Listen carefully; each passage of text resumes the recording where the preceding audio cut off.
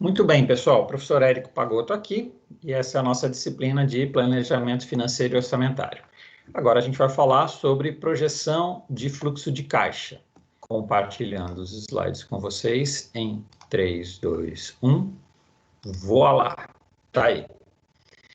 Como eu já comentei anteriormente, porque já estavam presentes na aula, a ideia do fluxo de caixa é a ideia da gente aferir a quantidade de dinheiro que entra e sai na empresa ao longo de um determinado período, ΔT igual a X, que é, por prática, as empresas praticam no mês, né? Então o fluxo de caixa do mês, quanto dinheiro entrou e quanto saiu no mês, e algumas empresas também dão uma atenção, empresas que têm uma rotatividade maior, como estabelecimentos comerciais varejistas do tipo padaria, restaurante, açougue, etc., que tem um giro diário grande, é possível a gente fazer o fluxo de caixa diariamente e consolidar ele no final daquele mês. Um estudo feito pelo Sebrae em 2014 demonstrou que 39% dos empreendedores que abrem um negócio, eles não fazem a menor ideia da quantidade do capital de giro que eles precisam para movimentar o seu estabelecimento comercial durante um mês. E isso é um dado muito preocupante, né? Esse estudo também mostrou que nos 5 primeiros anos, 58% das empresas fecham por falta de planejamento de fluxo de caixa. Também é um dado chocante. Muitos empreendedores, isso a gente sabe pela prática que a gente observa na nossa rotina de trabalho. Muitos empreendedores... Talvez cerca de 2 anos, né, dependendo, que a pessoa abre, por exemplo, um restaurante, né, que não tem nenhum capital de giro no mês, né, que Isso. fica totalmente no vermelho. Aí depois tenta fazer de qualquer coisa, reduzir custo e posteriormente você vê que afasta, né, até o cliente, por Sim. exemplo, né, professor? Você vê, por exemplo, o do pé de fava lá. O pessoal fazia de tudo para manter no vermelho, no azul. Exato, Léo. É interessante a gente parar para pensar que muitos empreendedores, mas isso está muito relacionado à história, né, do nosso país e particularmente a história econômica do nosso país, onde a gente não tem empreendedores de fato. A gente tem pessoas que fazem uma gestão do desespero, gestão da crise. Fazer essa gestão da crise diariamente, né, lutar para trabalhar, fazer marmita, sanduíche para vender, isso não é empreender, né? Isso é fazer gestão da sobrevivência, praticamente. Então, a gente vê que muitos empreendedores, eles não têm essa preocupação, esse planejamento ou esse conhecimento técnico específico de se planejar para o médio e longo prazo. A pessoa começa a fazer alguma coisa para viver, né, e sobrevive ali com base no dia a dia. E o efeito disso a longo prazo, o efeito dessa falta de planejamento, é isso que a gente está comentando, né? Que muitas empresas fecham nos primeiros 2 anos. Esse dado do Sebrae, falando que mais da metade das empresas fecham no primeiro ano, nos primeiros 5 anos, é um dado bastante revelador, né? A gente pode atribuir essa mortalidade das empresas a essa dificuldade das empresas de quitarem os seus compromissos com os seus fornecedores, de pagar aluguel, enfim, de pagar as despesas, a dificuldade com o caixa da empresa. Se a gente fosse fazer uma análise mais imediatista, a gente poderia pensar o seguinte, que essas empresas fecham porque não tem o seu fluxo de caixa e ela não tem um fluxo de caixa planejado porque elas foram mal nas vendas. Mas será que isso sempre é verdade? Será que a empresa sempre fecha porque ela falhou em vendas? O que vocês acham?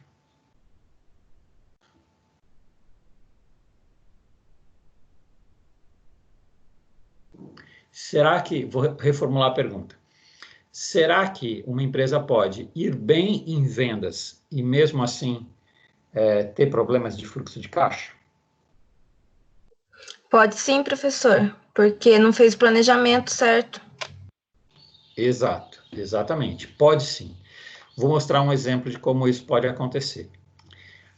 Imaginem, então, vocês que eu tenho uma sapataria e aí eu compro sapatos lá do meu fornecedor e eu pago R$ 100 no par de sapatos e vendo para o meu cliente a R$ 150.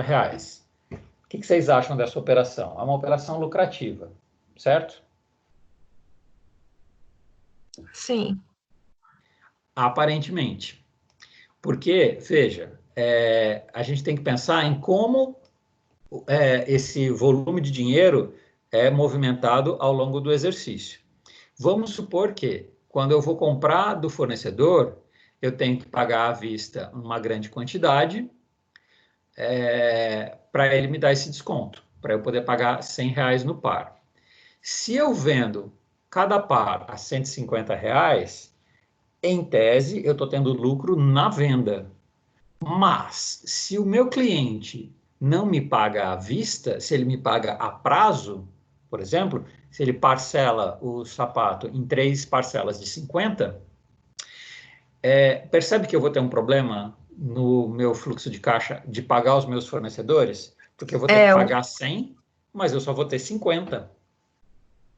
O né? prazo de recebimento é maior do que o prazo de pagamento. Mesmo numa operação lucrativa. Entende isso? Então, o problema aí não foi uma falha de vendas. Eu vendi com lucro. O problema aí foi uma falha no fluxo de caixa.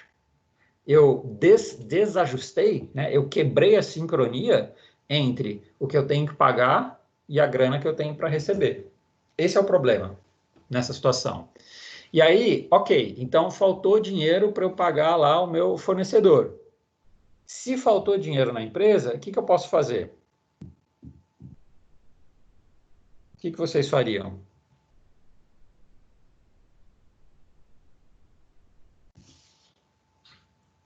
Quando falta dinheiro na empresa, o que o empreendedor faz, geralmente? Talvez um empréstimo? Isso, ele corre para o banco, né? Aí, vamos ver o que acontece. Ele vai pedir uma grana lá, que a gente chama de capital de giro, que é o dinheiro para tentar ajustar esse descompasso entre o que ele tem que pagar e a grana que ele tem para receber. Só que aí o banco vai emprestar para ele, então, vamos supor, R$ 100, que é o valor que ele tem que pagar para o fornecedor, né? Lembra, ele vendeu por 150, recebeu 50, falta 100. Então, ele vai pegar R$ 100 para pagar para o fornecedor. Se o banco cobrar juros de 50%, o total da despesa dele vai ser de R$ 150. E aí, esses R$ 150 é o preço pelo qual ele vendeu. Nessa situação hipotética, o lucro dele vai ser zero. Então, vejam que numa situação onde originalmente a gente tinha a realidade das empresas brasileiras. Não é verdade? E aí a gente fala assim, os bancos matam as empresas. De fato, a gente pode fazer algumas críticas aí aos bancos, porque as taxas de juros são muito altas, principalmente no Brasil, blá, blá, blá. Mas nesse caso especificamente, não foi só culpa do banco. Neste caso especificamente, foi uma falta de planejamento de fluxo de caixa, certo? E aí dá para a gente pensar o seguinte, que ter resultado positivo e ter caixa positivo não é a mesma coisa. A gente chama de resultado o que resulta das operações, né? Botei aqui, é o fruto das competências da empresa entre obter receitas superiores do que o seu gasto. Resultado vamos dizer assim, o cômputo final, depois de todas as receitas e de todos os gastos, é o cômputo final das operações. Então, o resultado nesse exemplo aqui foi ruim. Agora, ter caixa significa que a empresa recebe pelas vendas e paga pelas compras e que em algum momento a diferença entre recebimentos e pagamentos é positiva. O caixa, ele é o momento, ele é o dia da empresa, ok? E o resultado é o resultado de um exercício, de um dia, de um mês, de um ano, é o resultado de um exercício. E daí a importância da gente ter algum planejamento de caixa para saber quais vão ser as entradas e saídas dentro do exercício. Basicamente, a gente pode dizer, então, que planejamento de caixa é uma ferramenta que a empresa pode, deve utilizar para reconhecer o seu perfil de pagamentos e recebimentos. O que é isso?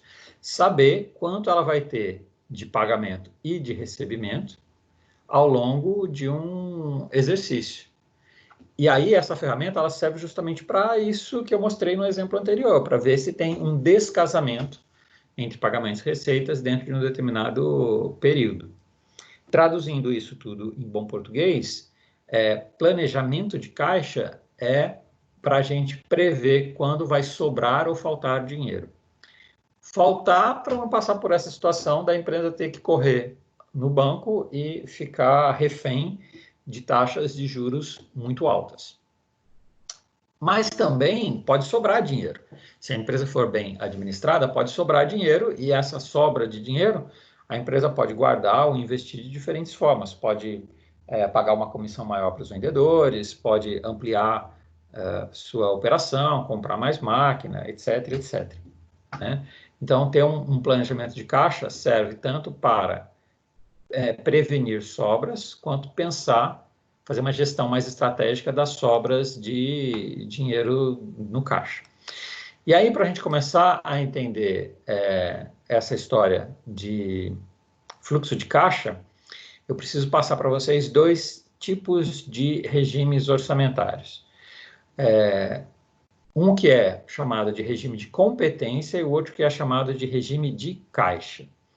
Regime de competência é a gente saber quanto dinheiro compete à empresa gastar ou receber. Então, por exemplo, um orçamento de vendas, quando a gente faz um orçamento de vendas, a gente já imagina quanto vai entrar ao longo de um determinado período. Mas isso não significa que aquele dinheiro entrou efetivamente. A gente tem uma expectativa de quanto vai receber. Por exemplo, quando a gente faz uma venda no cartão de crédito, aquilo gera uma expectativa da gente receber. Se o cliente pagou em 3 vezes, então gera uma expectativa para a gente de receber um determinado montante de X reais em 3 meses. E o mesmo para o gasto. Quando eu pago o meu fornecedor, quando eu faço um orçamento de gastos, eu prevejo que eu vou pagar o meu fornecedor num determinado parcelamento. Uma solução que a gente poderia ter pensado aqui para esse problema da sapataria que eu falei para vocês, seria simplesmente eu negociar com o meu fornecedor e, ao invés de eu pagar à vista, eu pagar a prazo, também em 3 vezes ou em 4 vezes, e só isso já acertaria o meu fluxo de caixa, certo? De acordo? Se eu parcelasse, se eu conseguisse negociar o parcelamento aqui com o meu fornecedor, eu já regularia o meu fluxo de caixa e não precisaria do meu capital de giro, eu ficava no azul e tinha lucro de 50%. Tá? Então, volta lá. No regime de competência, então, eu tenho uma expectativa de quanto eu vou receber de fato. O regime de competência, então, ele olha o que está acontecendo naquele momento. Ele olha os fatos que geram as obrigações ou os direitos. Ele olha a venda que foi feita e a expectativa, ou a compra, né? E a expectativa de entrada de caixa. Esse regime de competência, ele é o oposto do que a gente chama de regime de caixa. O regime de caixa, ele não olha as vendas. O regime de caixa, ele olha o caixa. Ou seja, a grana que tem no caixa, no momento do recebimento do caixa. Ok? Por isso que eu botei esse título aqui, ó. Vender não é o mesmo que receber e comprar não é o mesmo que pagar. Vender é regime de competência. Receber é regime de caixa. Comprar é regime de competência. Pagar é regime de caixa. Tá claro isso para vocês? Entenderam a diferença?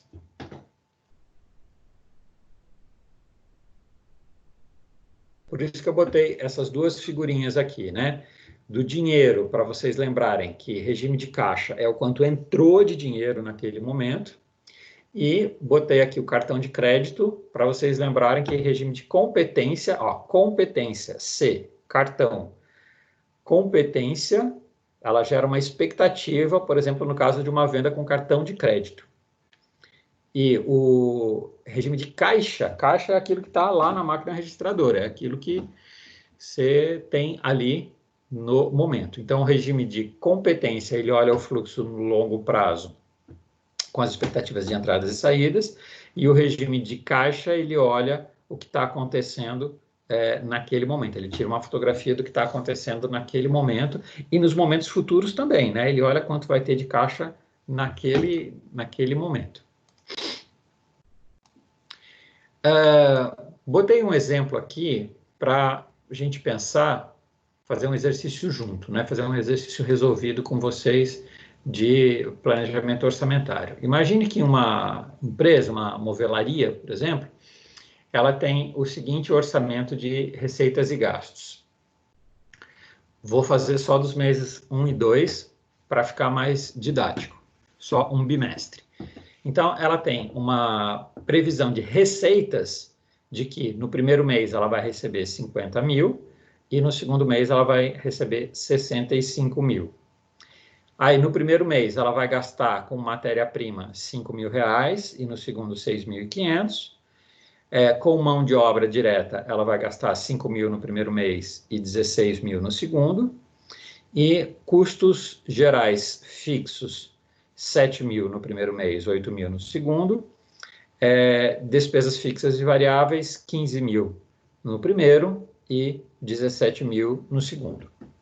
Dá uma olhada nesses dados aqui e nesses números e vê se está ok para vocês. Veja se vocês entendem o que é cada linha aqui nesse orçamento.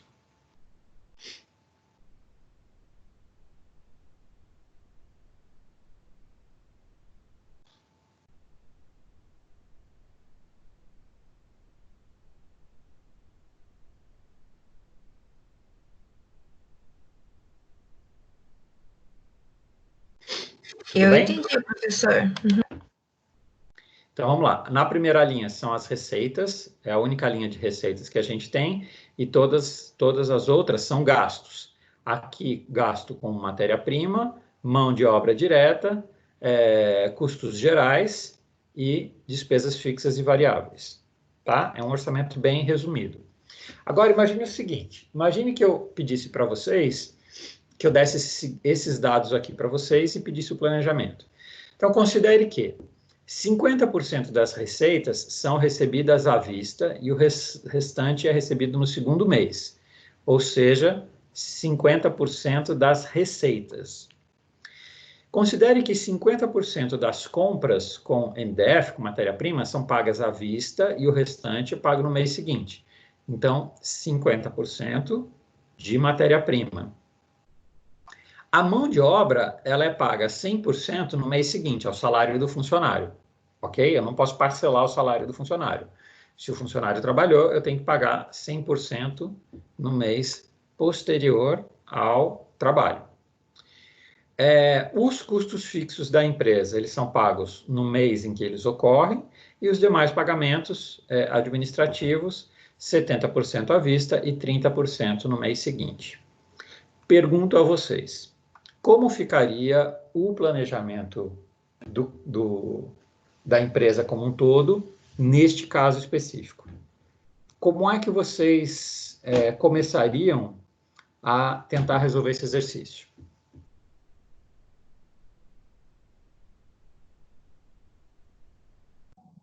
Colocando as devidas porcentagens nos valores? Isso, exatamente, Bruna. Então, vamos lá. Já fiz a resolução aqui para vocês, tá? Então, peguei a planilha e eu abri cada uma daquelas linhas aqui, eu abri nos percentuais. Então, se eu tinha uma expectativa de recebimento de 50 mil, e o exercício está falando que eu vou receber só 50 à vista e os outros 50 no segundo mês, então eu vou fazer 50 mil vezes 50%. E aí vai ficar 50% à vista no primeiro mês e 50% no segundo mês. Ok? E aí, no segundo mês, eu vou ter 50% do mês 2 também. Lembra que o mês 2 é 65. Então, eu também vou fazer 65 vezes 50%. Então, no mês 2, eu vou ter 50% do mês 1 mais 50% do mês 2. Então, no mês 2, o meu recebimento vai ser de 57.500. Beleza? No caso dos pagamentos, lembra que era a mesma coisa? Pagamento da matéria-prima é 50% à vista, 50% a prazo. Fiz a mesma coisa aqui. Botei a minha despesa com matéria-prima era de 5 mil, vezes 50% dá 2.500. E aqui no segundo mês, mesma coisa, fazendo, calculando 50% do primeiro mês, mais os 50% do segundo mês, que dá um total de 5.750, sendo 2.500 do primeiro, mais 3.250 do segundo. Tranquilo? E aí, a mão de obra é o salário do funcionário. Lembra que o salário eu pago 100% no mês 2. Então, vai dar 5 mil vezes 100% e 0 aqui no mês trabalhado. Custos fixos. Custos fixos, aqui o meu enunciado do exercício fala que os custos fixos são pagos no mês em que ocorre, ou seja, 100% no mês em que ocorre. E as despesas fixas e despesas variáveis acontecem na proporção de 70-30. Então, eu vou pegar esse valor aqui de 15 mil e fazer a proporção de 70% no primeiro mês, 30% no segundo, e esse valor aqui do segundo mês, mesma coisa, 70% no primeiro mês, mês 2, e 30% no mês 3, que é a projeção futura de quanto eu vou ter de despesa no mês 3. Ok? E aí, com base nisso aqui, eu poderia somar esses itens e ver qual seria a minha expectativa de fluxo de caixa, minha expectativa de recebimento. Certo? Então, entenderam a diferença entre regime de competência e regime de caixa? Isso aqui que eu estou mostrando para vocês é uma expectativa de caixa mesmo, de caixa. Aqui eu estou olhando só as vendas, né? Estou olhando só as receitas. E aqui eu estou olhando a divisão no tempo do fluxo de caixa. Certo? Considerando, por exemplo, uma sapataria, que ela faz muitas transações em um dia, e muitas transações de longo prazo, muitas vendas no cartão de crédito, muitas vendas a prazo, ela tem um volume muito grande para receber no médio e longo prazo. Então, ter uma expectativa de planejamento de caixa é fundamental para ela saber se ela vai ter dinheiro para honrar seus compromissos ou não. Tendo esse fluxo de caixa, ela consegue resolver esse dilema aqui que eu falei para vocês, de conseguir pagar os seus fornecedores de acordo com as suas expectativas realísticas de recebimento, sem ter que ficar correndo no banco para pedir dinheiro emprestado e ficar pagando juros, porque pagar juros quase nunca é bom. Quase nunca é bom. Veja, nada contra a empresa ter que pedir capital de giro. Ter que pedir capital de giro não é necessariamente ruim. Inclusive, pode ser necessário quando a empresa quiser crescer. O que é ruim é a gente pedir capital de giro quando este balanço aqui, que eu estou falando para vocês, entre receitas e despesas, receitas e gastos, quando essa consolidação aqui não está ok, né? Porque aqui a gente tem um problema de planejamento, a gente não tem um problema de falta de lucro, né? E nem um planejamento, nem uma expectativa de você pegar dinheiro no banco para fazer crescer a empresa. Pegar dinheiro para a empresa crescer é ótimo. Pegar dinheiro para corrigir fluxo de caixa, pode ser que esteja faltando fazer isso aqui que a gente está falando, que é um planejamento mais realístico de quanto realmente a empresa vai ter mês a mês, exercício a exercício. Voltem aqui para mim. Ficou claro isso que a gente conversou, pessoas? Tranquilo para vocês? Ou está difícil? Para mim está claro. Tá tranquilo? Léo, Sim. tranquilo para você? Tranquilo. Ou tá tranquilo. difícil? Não, ficou tranquilo para entender o fluxo de caixa, questão do capital de giro. Geralmente o sistema que ocorre da empresa, né, que até estabilidade futura, né, para perceber o planejamento fixo geral, né, para não ocorrer. Certinho. Beleza. Maravilha, então, pessoas. Bom, se não tem dúvidas, basicamente era isso que eu queria conversar com vocês hoje. O que eu queria sugerir para vocês? Eu queria sugerir de vocês darem uma olhada nesses 2 capítulos que a gente conversou na aula de hoje, dar uma olhada nos outros exercícios, tem alguns outros exercícios resolvidos lá para vocês. Queria que vocês dessem uma olhada e, se vocês tivessem dúvida, me trouxessem no nosso próximo encontro. Tudo bem? Tá bom, professor. Última questão é o seguinte, eu lancei já as notas dos exercícios de vocês lá no AVA. Vocês já conferiram? Quem não conferiu, eu vou pedir... Não Beleza.